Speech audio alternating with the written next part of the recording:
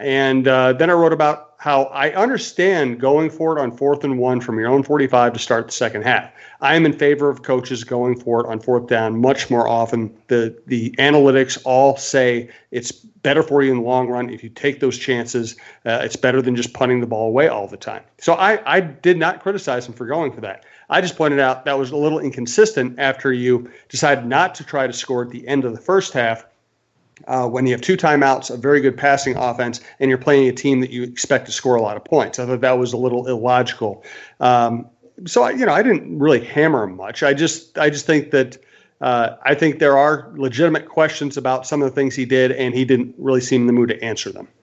Yeah. Okay. So going back to the end of the first half, I didn't have a huge problem with him not trying to. I mean, they were in not great field position. They had a long way to go with about 30 seconds to go.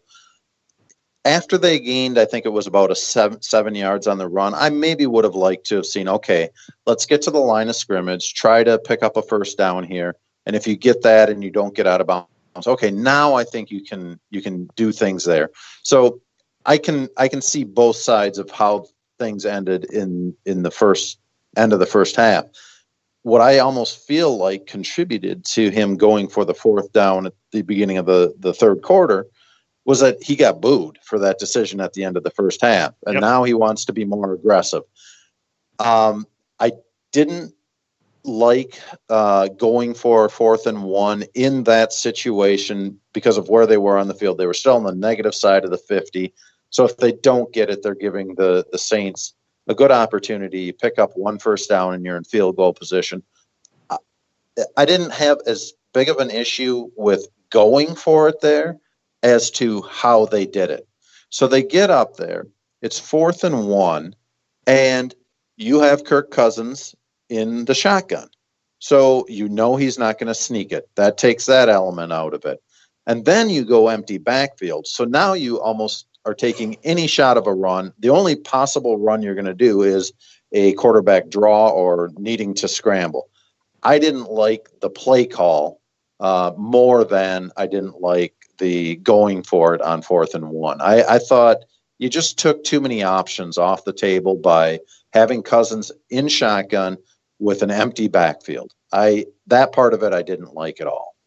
That's another good angle to pursue here.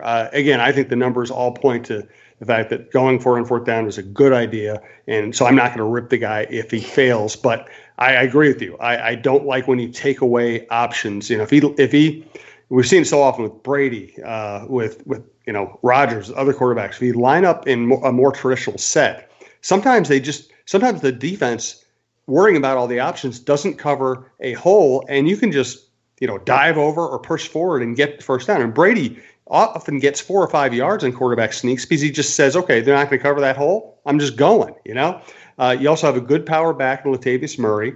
You also have a tight end who has a size advantage in Kyle Rudolph, and you have excellent wide receivers who can catch and run. I think you're right. I think the idea of going empty backfield from the shotgun there and then throwing it to LeCron Treadwell, that's a series of really bad decisions.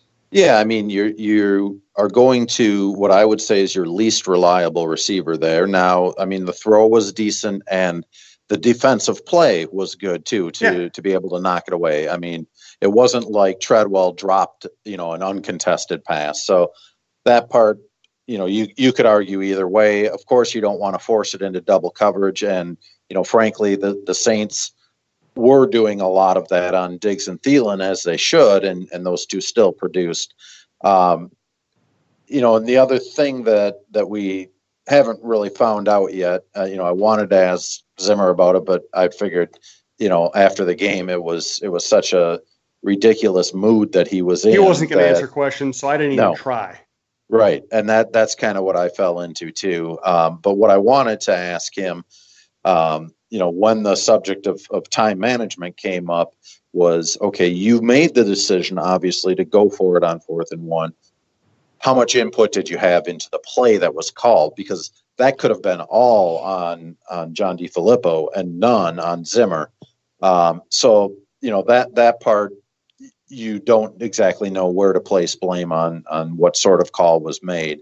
So, when you get down to playing good teams in close games, and you've had some mistakes that from players on the field that you have to overcome, sometimes I think people automatically pile on the coaching and the decisions that were made. When it comes to the time management decisions, the 5-minute drive that they had in the fourth quarter with 9 minutes left, I get some of the idea of you can't just be forcing it downfield into double coverage. You might have to take some check down passes. What I didn't like at all, though, was the fact that they're huddling up and, they're taking up an extra probably 15 to 20 seconds on every play when you're huddling up. I don't understand. I mean, at that point, you should be in your 2-minute offense, just be able to call out plays as you're at the line of scrimmage and get them off quickly. So that was the biggest time management decision that I questioned.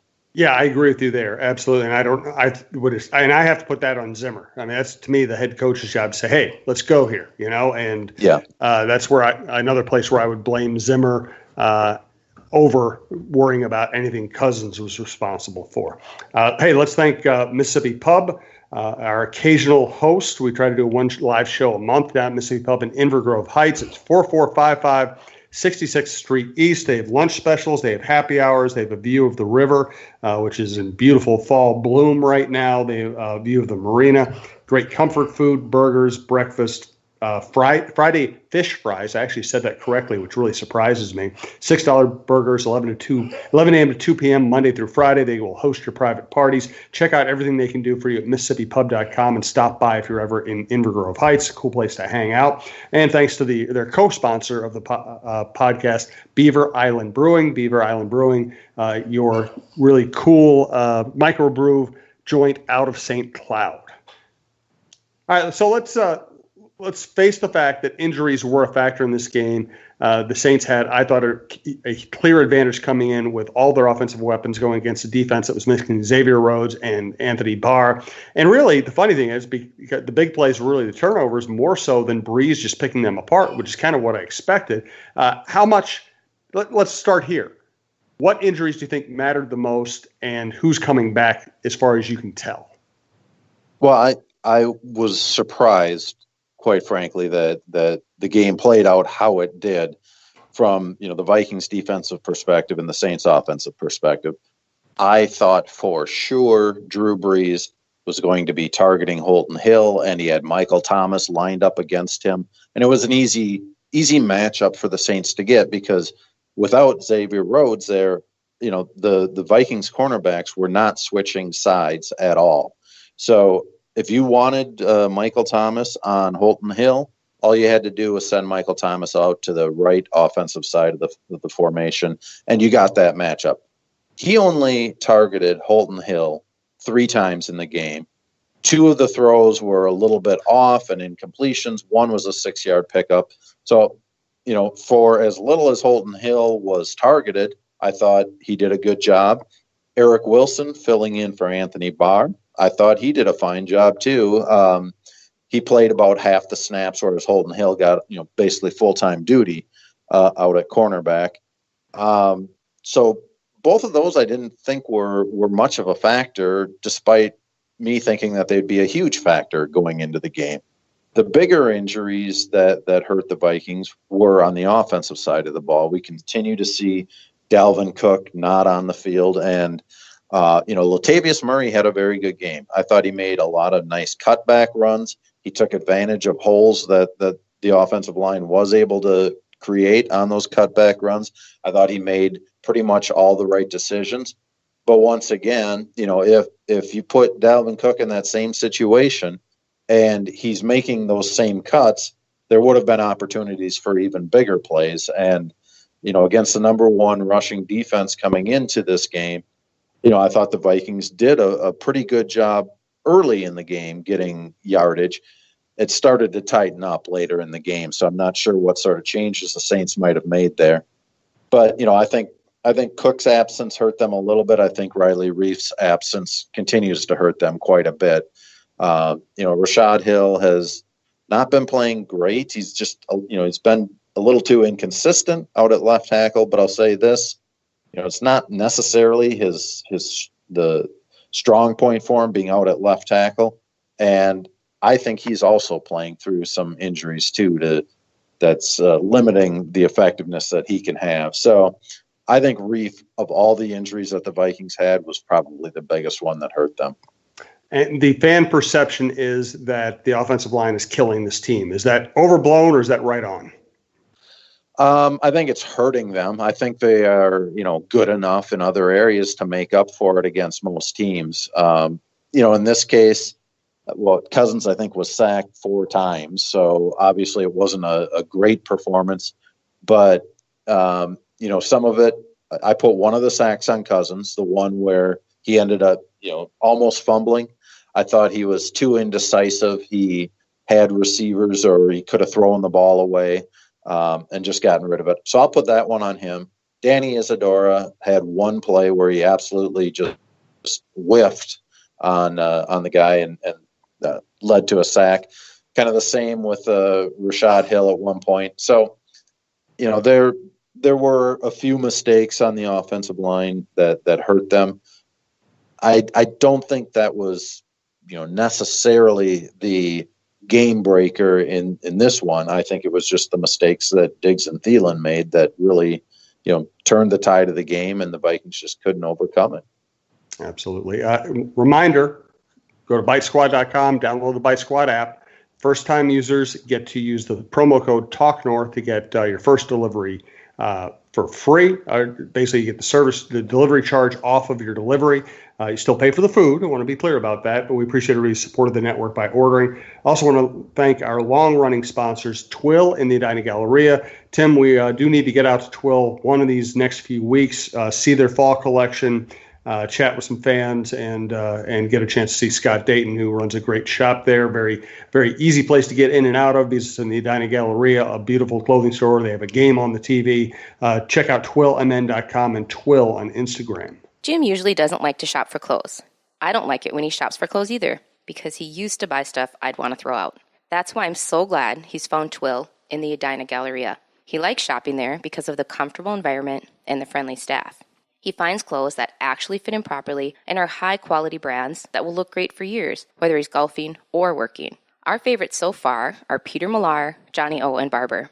We spend our money at Twill because we love the clothes and we love the no-pressure shopping. Drop by Twill in the Edina Galleria for the best shopping experience and best clothes you'll find in the Twin Cities. So Everson Griffin came back. I didn't notice him much. Did you?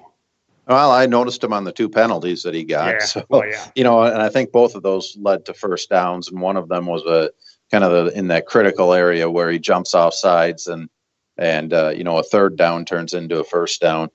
So, that has often been one of Everson's shortcomings is he gets, I think, a little too anxious to jump the snap count. And I wouldn't doubt that him coming back for the first time after 5 weeks off led to even more eagerness or over eagerness. So, I don't think he was much of a factor in the pass rushing game. Some of that could have to do with conditioning. I highly doubt he was as well conditioned as he would have been had he been playing every game. But I didn't mind the way the Vikings handled it, starting Stephen Weatherly, working in Griffin a decent amount, and just kind of rotating those guys. I was really curious, though, to see, okay, are they going to keep Danielle Hunter over at the right side, or how are they going to work that? But when Everson was in there, he was generally over there. And so, neither of those, Everson or Danielle Hunter, were really much of a factor in the pass rushing game. But I think both of them saw their share of double teams. And not surprisingly, that's kind of the way they're going to have to battle through it the rest of the year. Right. Treadwell, another poor night. He lost the fourth down pass, whether you want to say it was knocked down, but some plays you just got to find a way to make. And the taunting or unsportsmanlike conduct penalty at the end of the fumble return really helped the Saints get in the end zone quickly. He just continues to seem like a guy who doesn't get it. Well, I think part of it is he's just a frustrated